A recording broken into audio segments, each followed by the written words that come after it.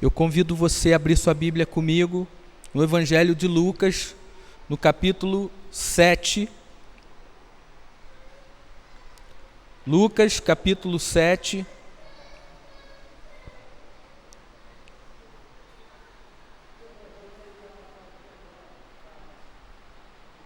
Nós vamos ler 2 versículos, mas no decorrer da mensagem nós vamos ler outros versículos para que a gente entenda a razão de Jesus ter partilhado o que se encontra nesses 2 versículos que vamos ter como base. Todo mundo achou? Evangelho de Lucas, capítulo de número 7, versículo 41 e 42. Diz assim a palavra do Senhor: certo credor tinha 2 devedores. Um lhe devia 500 denários e outro 50. Não tendo eles com que pagar, perdoou a ambos. Qual deles o amará mais? Essa passagem, ela é registrada apenas no Evangelho de Lucas. É um texto que fala de perdão.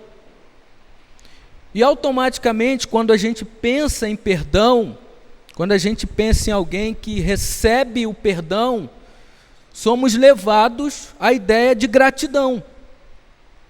Se existe alguém perdoado, existe alguém grato por aquele favor. Se existe alguém que recebeu o cancelamento de suas dívidas, alguém que se coloca diante de você e simplesmente rasga diante dos teus olhos aquela dívida e diz: estão perdoados as tuas dívidas. Automaticamente alguém vai responder a essa situação como sendo alguém grato.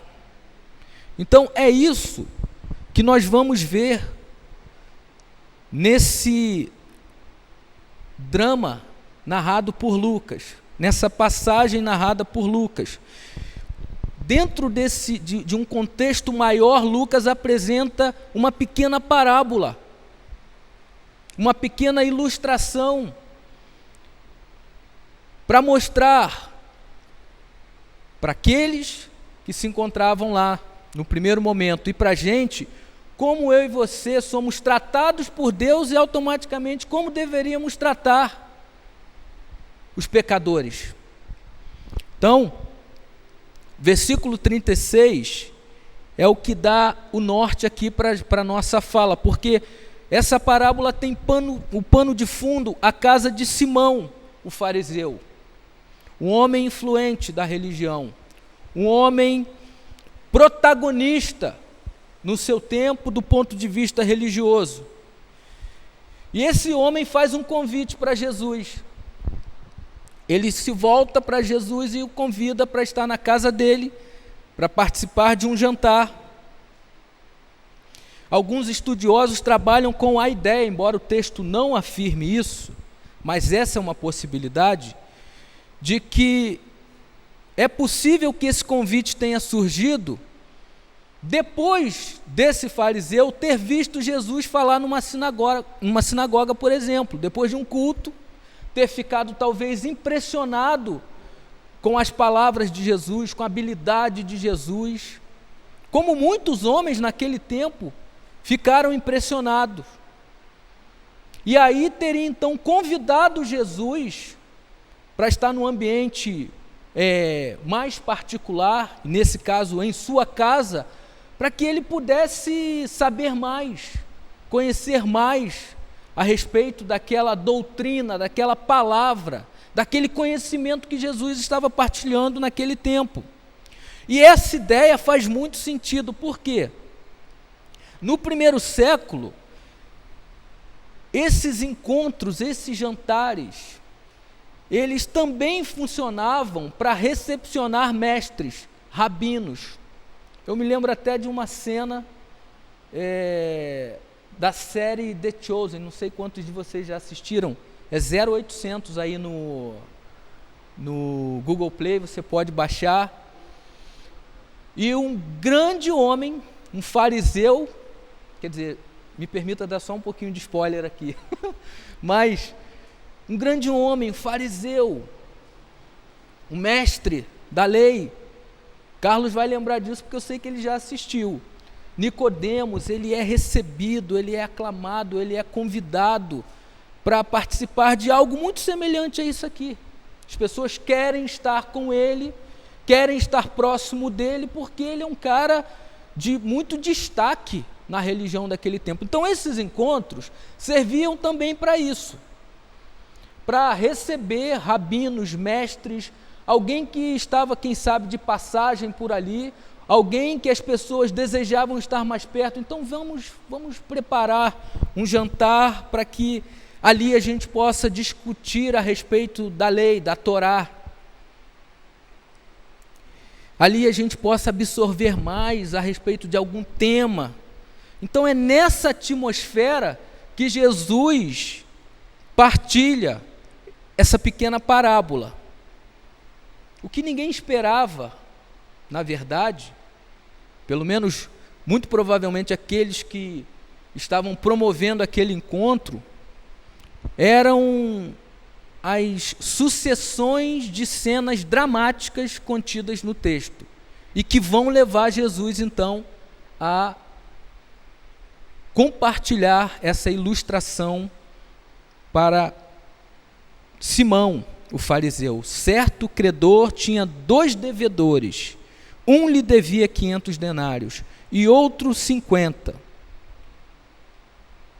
Na minha versão está dizendo, nenhum dos dois tinham condições de pagar porque estavam quebrados, mas ambos receberam o perdão da parte daquele que havia emprestado o dinheiro. E a primeira coisa que a gente vai ver nesse texto, que eu quero destacar, se encontra aí no verso 37, que é: mas havia uma mulher pecadora na cidade, que quando soube que Jesus estava à mesa na casa do fariseu, trouxe um vaso de alabastro com perfume. Aquela mulher,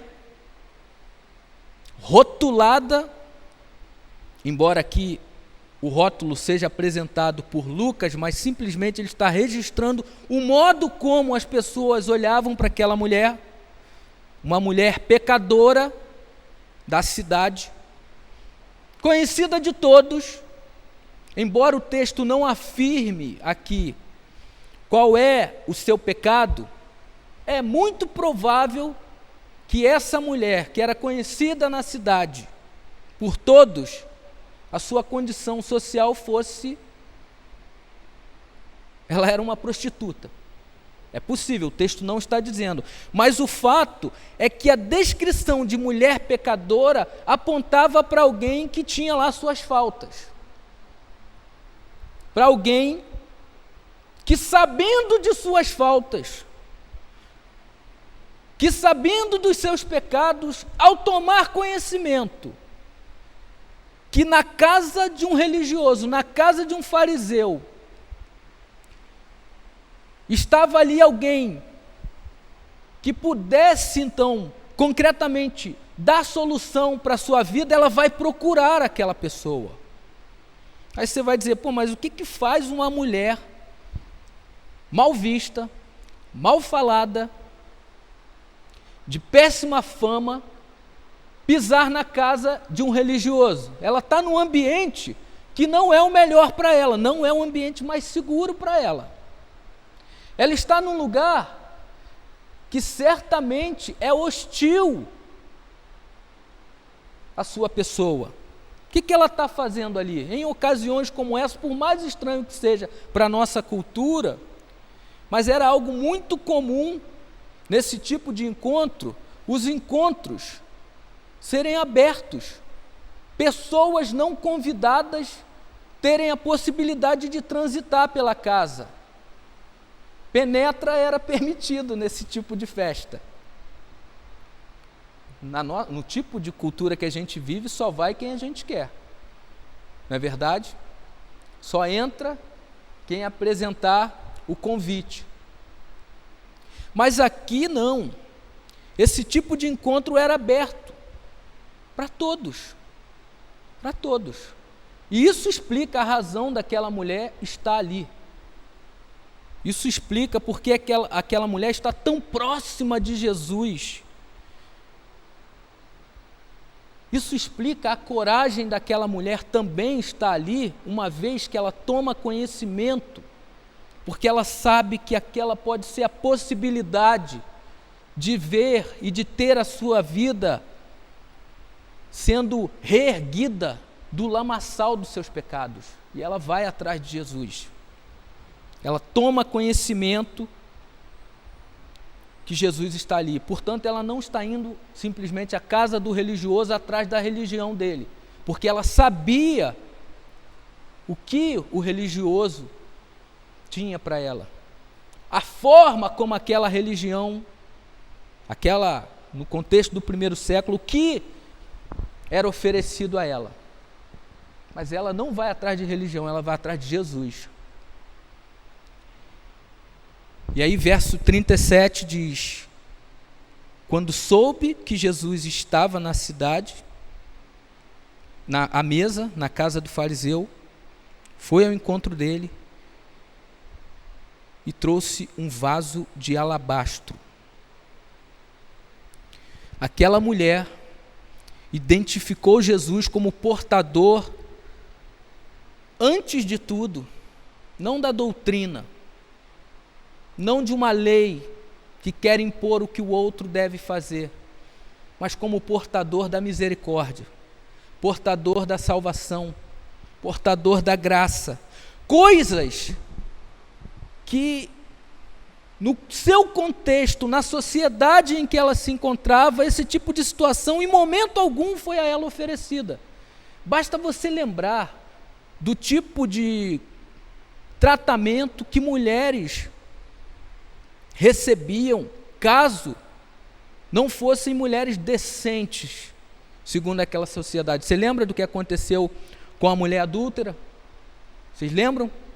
Como os religiosos trataram daquela mulher, se apoderaram da sua condição trágica, triste, miserável, e trataram de expô-la em praça pública. Não foi isso? E Jesus então trata ela com graça. Não está assinando embaixo do problema dela dizendo, está autorizado. Ele está dizendo o seguinte: a chance de viver uma vida melhor. Então, pegando todo esse amplo contexto dos evangelhos, a gente percebe que é esse tipo de ideia que a mulher tem.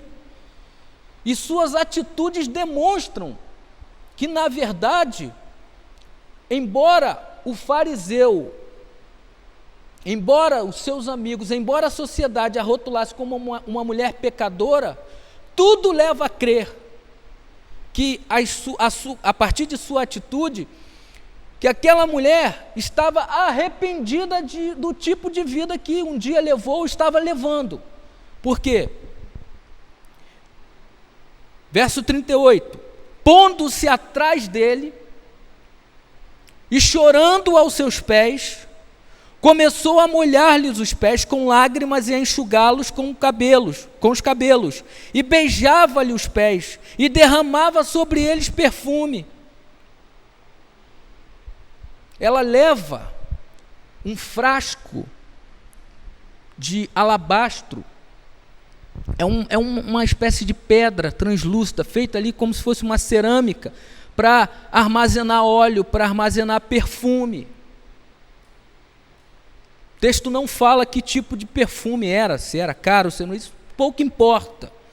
Eu só queria chamar a sua atenção para o fato de que, se fosse essa mulher de fato uma prostituta, eu queria que você fizesse esse exercício comigo. Existem comentaristas bíblicos que não a enxergam dessa maneira, e outros tratam de ilustrar a situação, dando a entender que fosse. E é isso que eu queria compartilhar aqui com você. não para o tipo de perfume, mas para o detalhe do modo como esse tipo de perfume ou alabastro era utilizado. O que acontecia? Normalmente, mulheres de má fama penduravam ali ao redor do pescoço um cordão com aquele perfume, ficava ali na altura do seio. E era então utilizado tanto para perfumar o seu hálito, como para ela se perfumar. Estão entendendo o ponto onde eu quero chegar? Era utilizado como parte dos seus acessórios para conquistar, para se dar, para viver o tipo de vida que ela escolheu viver. Estão entendendo o ponto, né? Mas quando ela se coloca atrás de Jesus, derramando não somente suas lágrimas, mas a sua alma, demonstrando o seu arrependimento e derramando aquilo que para ela tinha importância, o que ela está dizendo, isso aqui para mim não vale de mais nada. Não é mais o tipo de vida que quero eu viver. E eu chamo sua atenção para um outro detalhe. Quando Jesus recebe como gesto de adoração isso, ele não está preocupado de onde veio o dinheiro, de onde veio o perfume, ele não tem esse tipo de preocupação. Ele simplesmente recebe aquilo, porque ele entende que o que a mulher está dizendo é o seguinte: eu quero viver uma outra vida. Se o perfume servia para perfumar a pessoa, o hálito da pessoa, preparando para algum momento, que ela está dizendo o seguinte: para mim isso não importa mais. Eu estou derramando diante de ti tudo aquilo que para mim tinha importância, tudo aquilo que para mim de alguma forma viabilizava a minha vida, mas eu preciso de outra vida, viver de outra maneira. Ela não se importa com as consequências da sua atitude diante dos outros. O que importa é o que esse homem, que provavelmente ela em algum momento viu falar, em algum momento ela viu como ele falava a respeito do amor de Deus, ela certamente iluminada pelo Evangelho diz: eu quero isso para mim também. Fragilizada, prostrada, quebrada, quebrantada, ela não se importa com o que vão dizer, ela se importa com aquilo que Jesus pode fazer em favor de sua vida. Que coisa maravilhosa, gente. Isso é o Evangelho. A gente precisa se importar muito mais com o que Jesus pode fazer na vida do outro do que se importar com aquilo que a vida do outro está remetendo como um sinal do seu pecado para mim. Não tem nada a ver com isso. É problema de cada um diante de Deus. É isso que importa. Mas olha o que diz o verso 39. Ao ver isso, o fariseu que o convidara disse consigo mesmo: se este homem fosse profeta, saberia quem está o tocando e que espécie de mulher ela é, pois é uma pecadora. O fariseu ficou decepcionado, pegando como parâmetro a ideia dos jantares para receber mestres, homens de Deus daquele tempo. O que o fariseu está dizendo é o seguinte: eu me equivoquei. Que decepção. Eu errei. Ao trazer esse homem para dentro da minha casa, eu tinha uma ideia a seu respeito. Eu estava impressionado com suas palavras poderosas, mas a sua atitude na cabeça do fariseu desconstrói toda a ideia que eu tenho a respeito dele. Porque se ele fosse um homem de Deus, e aí eu chamo sua atenção para o que a religião pode fazer na vida das pessoas. Porque religião, na cabeça do fariseu, tem a ver com não tocar em coisa impura e não permitir que impuros o toquem. Como aquilo aconteceu com Jesus, Jesus permite. Se ele fosse um homem de Deus, essa mulher não estaria tocando nele. E como ele permite, sem constrangimento algum, aquela mulher está tocando ele de uma forma diferente daquela que estava na mente do fariseu. Jesus permite, e aquilo então desconstrói tudo o que estava ali na mente daquele fariseu. Não pode ser um homem de Deus. Ele deveria pelo menos ter evitado isso, gente. E não é isso que muitas vezes eu e você fazemos? Às vezes a gente confunde achando que é o fato de não dizer aquilo, de não tocar ali, de não ser tocado, é isso que nos garante, que faz da nossa vida gente mais santa diante dos homens e de Deus. Isso está errado. Então o fariseu tem a opinião a respeito da mulher, ela é pecadora, e tem a sua opinião agora definitivamente formada a respeito de Jesus. Ele não é profeta, ele não é homem de Deus. Ele não podia jamais ter permitido algo desse tipo acontecer.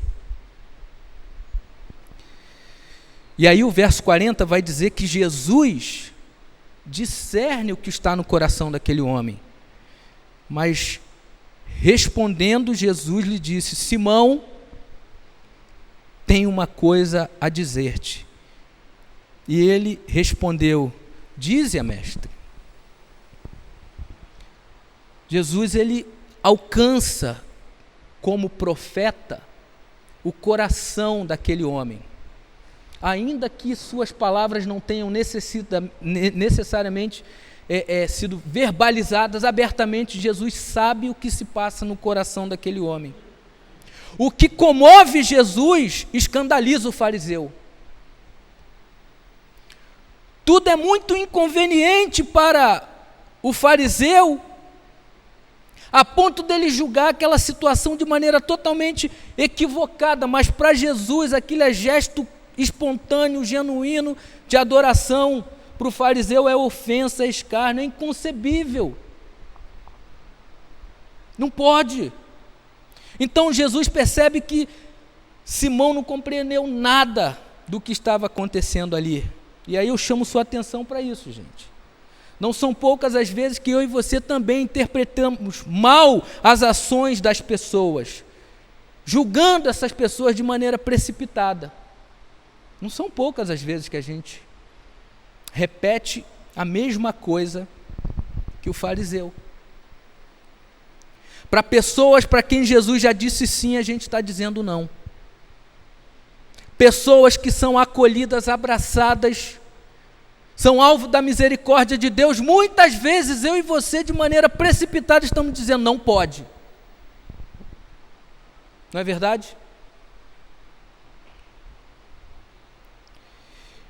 E aí Jesus então conta essa parábola. Deixa eu te dizer uma coisa. Certo credor tinha 2 devedores. Um lhe devia 500 denários e o outro 50, mas eles não tinham com o que pagar. Os 2 estavam no fundo do poço. Os 2 estavam no lamaçal, presos.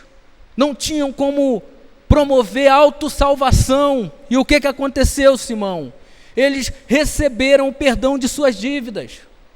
Não é uma questão aqui de qual é o tamanho da dívida. Ambos foram perdoados.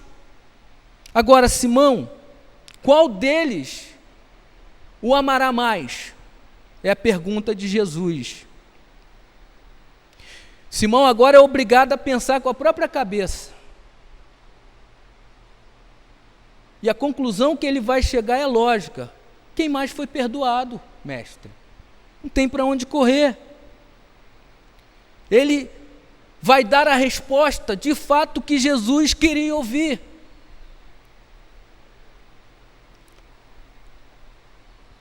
É uma questão de lógica. Se você recebe maior perdão, se você deve mais e alguém chega e fala, ó, morreu, acabou. Não precisa se preocupar com isso. Gente, qual é o tipo de reação que você tem? É sair dizendo, que maravilha. Cara, como eu sou grato a você. Eu não merecia esse favor, e é esse o ponto que Jesus está querendo colocar aqui. Quando ele conta a parábola, ele está dizendo, nenhum dos dois merecia o favor de Deus. Simão, o que eu estou querendo dizer é que tanto ela como você, nenhum dos dois merece o favor da parte de Deus. Os dois são devedores. Só que essa mulher, que deixou de ter o seu coração e mente cauterizados e agora tem coração e mente iluminado pelo Evangelho, discerne a vida a partir de outro ponto. Isso é uma coisa que a gente aprender. Quanto mais a nossa vida estiver saturada do Evangelho, maior vai ser o nosso entendimento a respeito da nossa condição de miseráveis pecadores diante de Deus. Quanto mais religião for colocada para dentro dos nossos corações, maior a nossa capacidade de fazer justiça com as próprias mãos.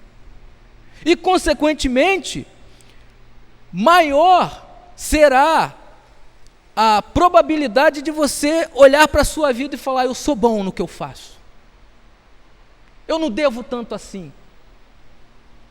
Eu não preciso de tanto assim.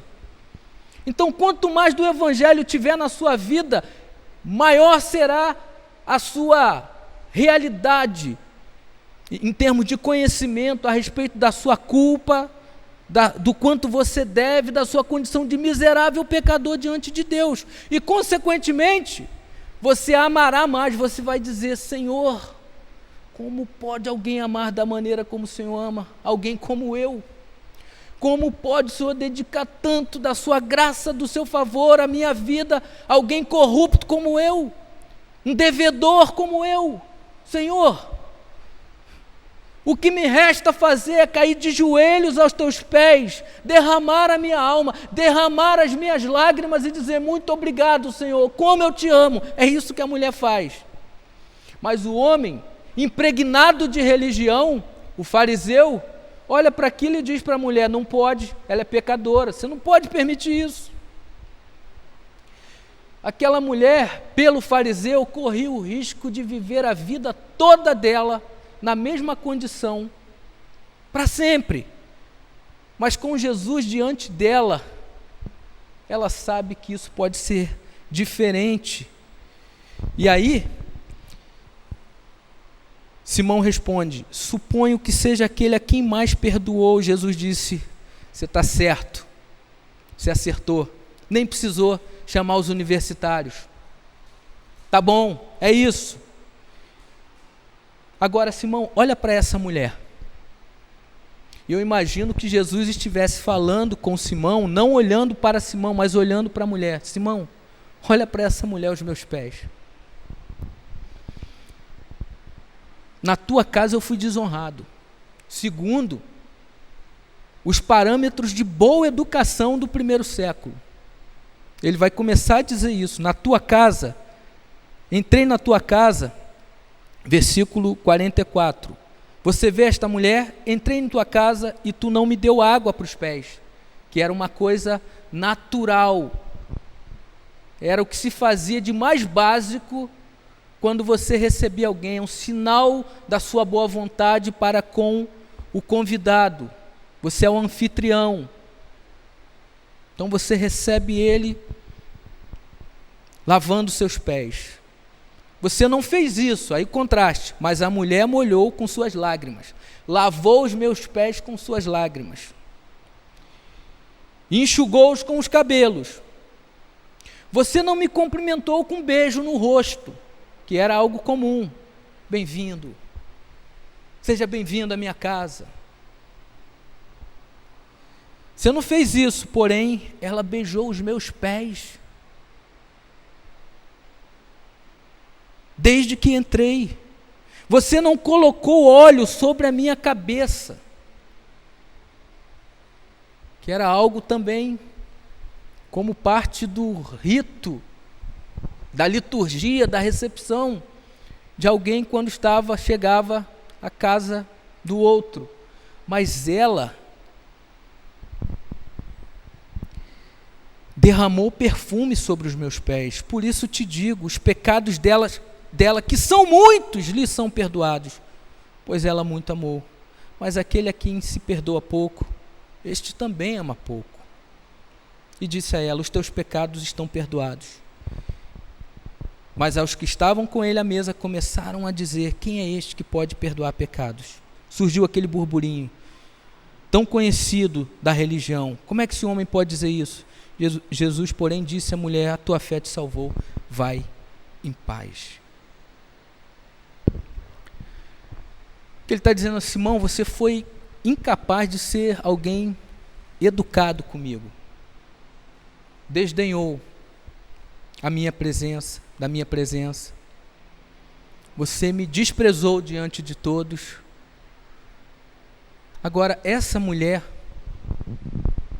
na tua casa, me honrou, porque sabe quem eu sou, porque reconheceu quem eu sou, porque o Evangelho entrou na sua mente, entrou no seu coração e ela discerniu a meu respeito.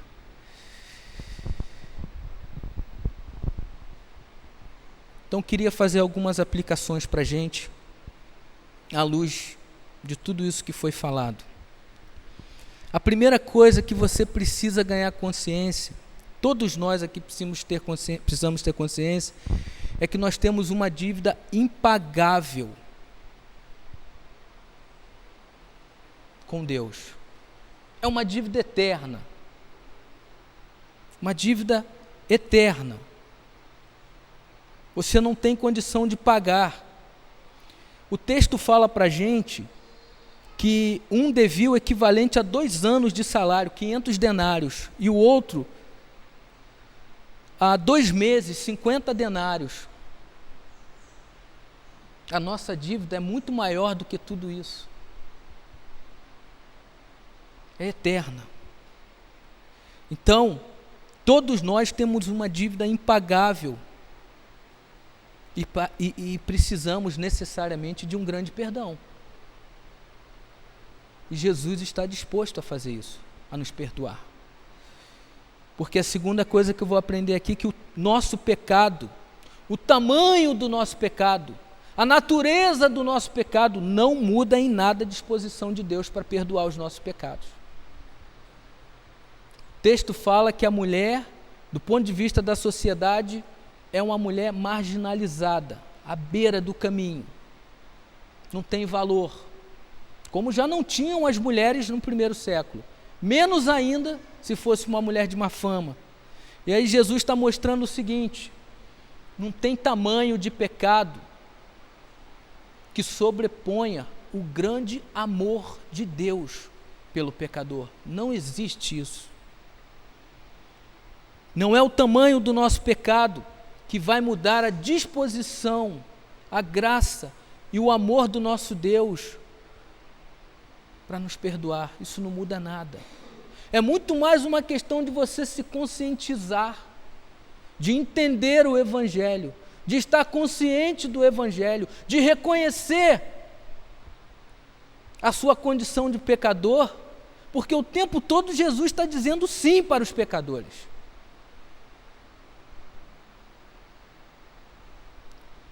E por fim, a gente aprende com esse texto que se temos um grande perdão da parte de Deus, precisamos cair de joelhos diante dele o tempo todo.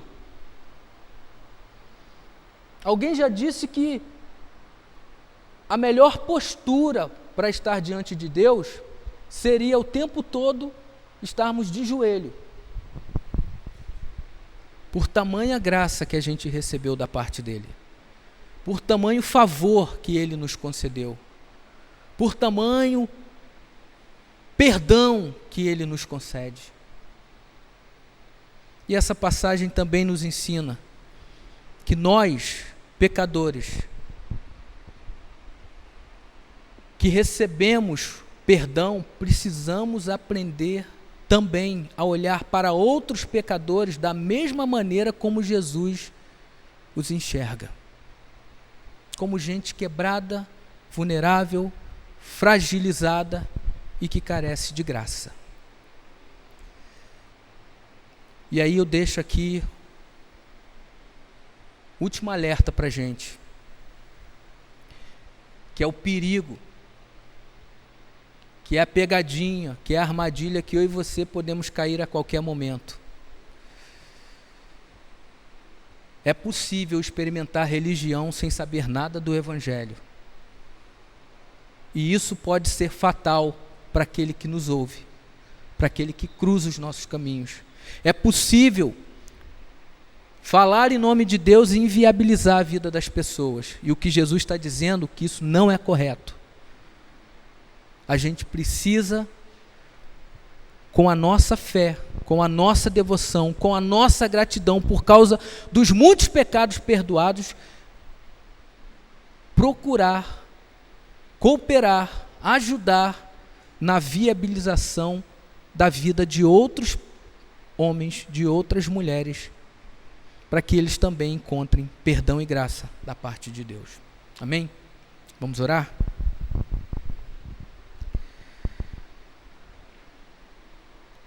Senhor, conforme o Senhor mesmo nos ensinou a orar, queremos nessa manhã, diante da Tua presença gloriosa, bondosa, amorosa, misericordiosa, suplicar a Ti que perdoe as nossas dívidas, Senhor. São dívidas que não temos como pagar. São dívidas que, por mais que a gente se dedique, por mais que a gente prometa que vai fazer aquilo, que vai dizer aquilo, que vai de alguma maneira realizar algo, a fim de quitar, é uma dívida impagável, Senhor. E é por isso que nós também, além de suplicarmos o perdão pelos nossos pecados, nos regozijamos com a Tua disposição e boa vontade para perdoar. Aleluia! Louvado seja o Teu nome, Senhor, que nos trata não conforme nós merecemos, mas nos trata com graça, Senhor. Que não olha para cada um de nós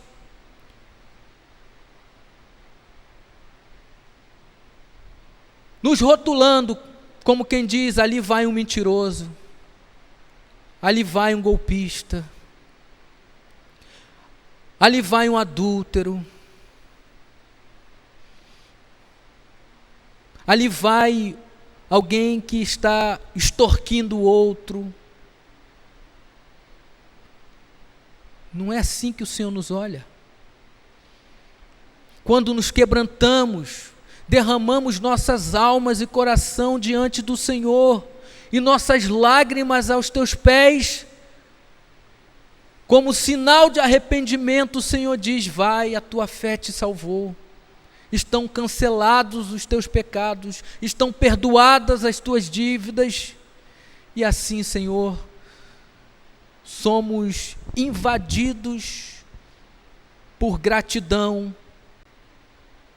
e somos inclinados a dizer, na Tua presença, nós te amamos, Senhor, porque não há ninguém que possa fazer o que o Senhor fez e continua fazendo por cada um de nós. Louvado seja o Senhor. Nos livra do espírito da religião, Senhor. Porque a religião fere, a religião mata, a religião cria uma caricatura tua.